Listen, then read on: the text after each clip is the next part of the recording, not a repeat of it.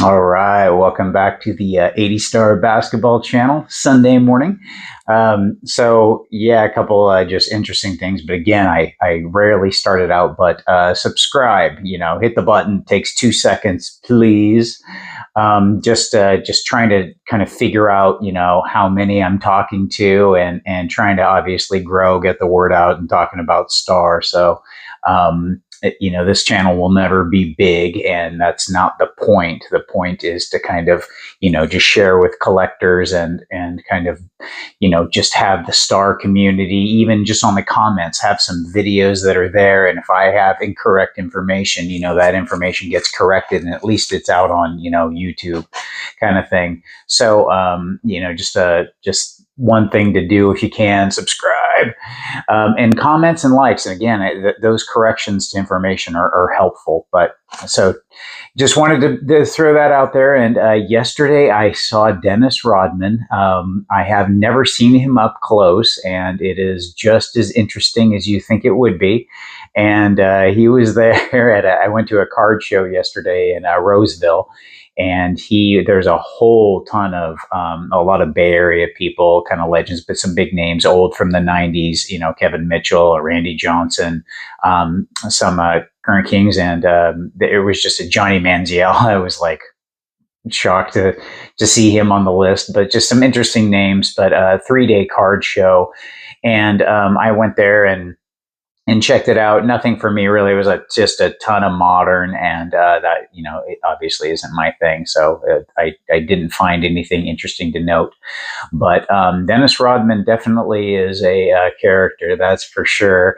And he had an interesting, I've seen he had the nose piercing, and he had the eye piercings, but he had a really strange one down the side. I've never seen that before. On the cheek, it was like this long, and it was there. So I saw that, and I thought that was so it must be two piercings, like one on top and one on bottom. But anyway, it was definitely interesting. But beyond that, actually today, the kind of last thing, I'll show you my new pickup. I don't think I mentioned this, but I'll even give a better picture here in a second. But just a one I got rid of again on my 101 hunt to try and get funds for it. And it looks like I kind of may have ran out of time, but I'll keep the hunt on. Is that the 288, I gave up a few that I was like, okay, I can get these back. And now the prices are, all going up on anything. And, even while I was at the show yesterday, I brought that to show another dealer who happened to not be there, but I brought it to show him. And one of the bigger dealers there looked at it and said, "What's your Star card?" And I showed him. He's like, "Oh yeah, that's a good one." And I said, "Yeah." We ended up talking, and I said, and the 101 being the rookie, he said, "Oh, absolutely, most definitely." And I thought that was interesting, that because sometimes when I talk or I see Flair, I don't really talk too much about any debating. It's not my thing. I'm not there to, kind of start debates on what the rookie card is or anything. But, I could tell in just talking to him, it was something that I threw out for Star. And why? Because he said he was talking about how hot they are, to hear them from a dealer. And I didn't really say much. And that's why the thing is, he was talking about it. And I thought that was cool because it brought up a kind of a trend that I'm hearing, or a couple words, hype. And I wanted to talk to that a little bit. What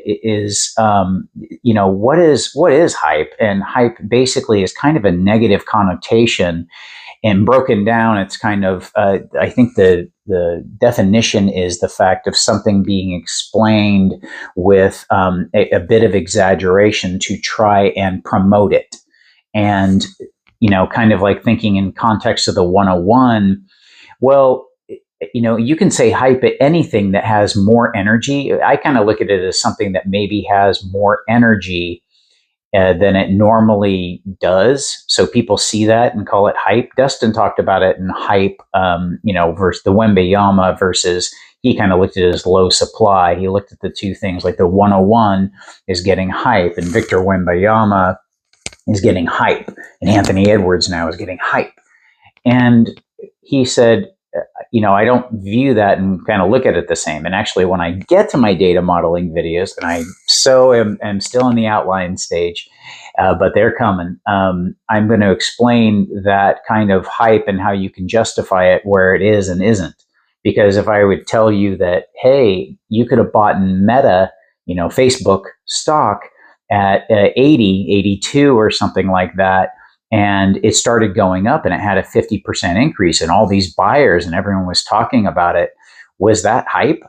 And eventually you only know in hindsight because hype has a negative connotation. It's exaggerating something. Well, that wasn't an exaggeration when you had a 50% increase and all of a sudden these people behind it. They're trying to point to fundamentals. No, this stock is undervalued because... And that's the same thing I see with the 101. I actually don't see hype behind it. I see fundamentals that are now coming to light and more people are aware.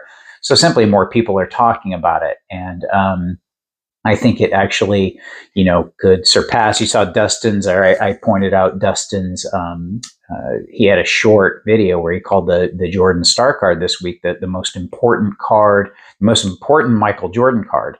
And I don't disagree. And you might think that I'm biased. It's like, no, I came to that conclusion, 8 months ago when I still had my 86 Fleer and I went, wait a minute, this isn't the rookie and this one is. And now that the context has changed, this card is really just more important and more, the data in looking at it, it really is, just this very special and unique item for the go to the hobby.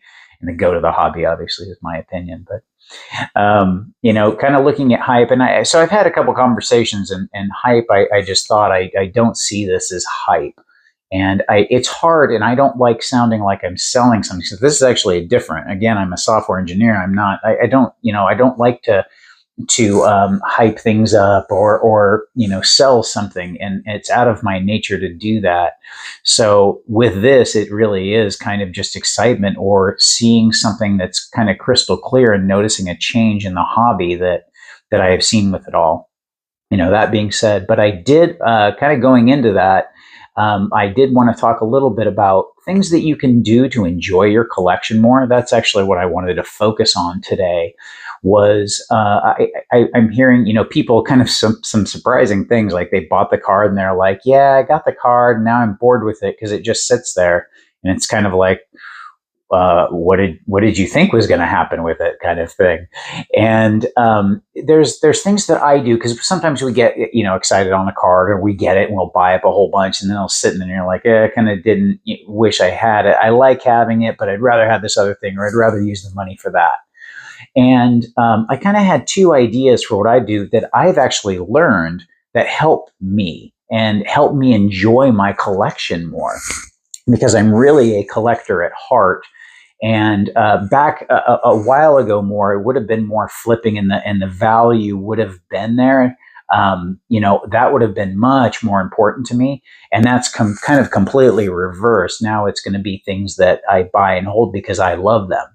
And, one of the things that I love, and I'll put up a picture of it here, is that has no value to people, but is one of those nostalgia things, is the David Robinson Hoops. I have a pack of this, and it's in, Hoops wrapper. And for many reasons, this, to me, I can still get a very cool feeling when I look at this. And it's, awesome that we have our collections, and how do you want it to operate, and the things that give you joy out of it, can you still get them over time? One thing that I learned, first of all, is number one. Actually, number two is much more important than I found out, or it is a kind of I don't want to say a hack, but it's a tip that I didn't do, and I did a long time ago, but I didn't until recently. But the first one's kind of, it's hard, and it really is, buy correctly. And what I mean by buy correctly, and it sounds like common sense, is really know what you're kind of going after. Make more of a goal. Be patient.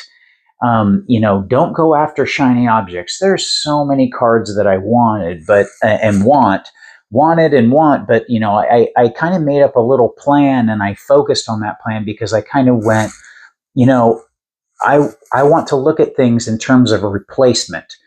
Can I get that easily or not? How rare is it? Not whether I see the price spiking, but it's like, how difficult is that?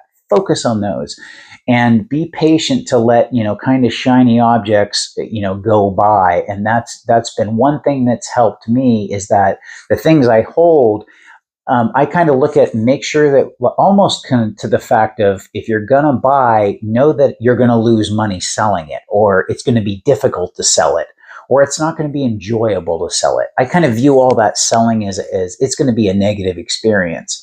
So by going, okay, if I have this and I have to, how am I going to enjoy it more and make sure I'm getting something that I really want? That helps. If you're obviously into flipping, this doesn't really apply. I mean, you're just gonna, it's all short term anyway. But, in terms of enjoying your collection, like, you know what, I'm bored. It sits there in a box and it doesn't do much. That kind of helps because going into the biggest one, which is, well, before we even get into the next one, you've got to create that relationship with your cards. So buy correctly so you can enjoy it, but take it out and look at it. Make sure that you're sometimes going in and interacting with them one way or another. It really is kind of a relationship. Some of them will sit in boxes for years and then you'll get it out. Some of them you kind of pull out daily, and that kind of thing is super, super cool. And that segues into the second one, which is make a display. This I found out by accident, and sorry for the glare. I know there's a bunch of glare on a few things. I'm going to work on that. But I found out when I set this up for the videos that I have to look at this all the time because it's in my office. So I think it's so cool, and I see it all the time. I can sit here and I can look at the CK26 and it's something that I enjoy simply because by accident I set this up and it's out and I'm enjoying looking at this. And people come in and they're like, whoa, that's neat. Pretty awesome. I actually had to open up the window for my cat so she could see outside. But so the glare is even worse, but it's going to keep this short. That's one of the reasons why I got this whole display here, is the fact that I could look at something all the time. I knew I wasn't going to be able to sell it. I went in there, knowing that this is kind of not that I can't sell it. It's a difficult item to move, and nor do I want to move it. It was just simply, it's simply really cool, but it's a display. So I'm finding that, sometimes you go out of your comfort zone. I went and got a display because of the house, and asking my wife to like throw up this huge thing. And, it was kind of unique for me. So I essentially kind of went into this, and I've just enjoyed my cards more. And I definitely do take them out, and I take them out to look at them. And I know if I don't, they're just going to sit there and there isn't, something that I'm enjoying. So it's like almost any relationship. You kind of go in and you give it a little bit of effort. And I found out that effort helps for sure. So just a kind of a tip is in whatever capacity, maybe you can make a display and put that up. It's definitely helped me and, for my cards. So anyway, again, subscribe, and I will see you at the next video.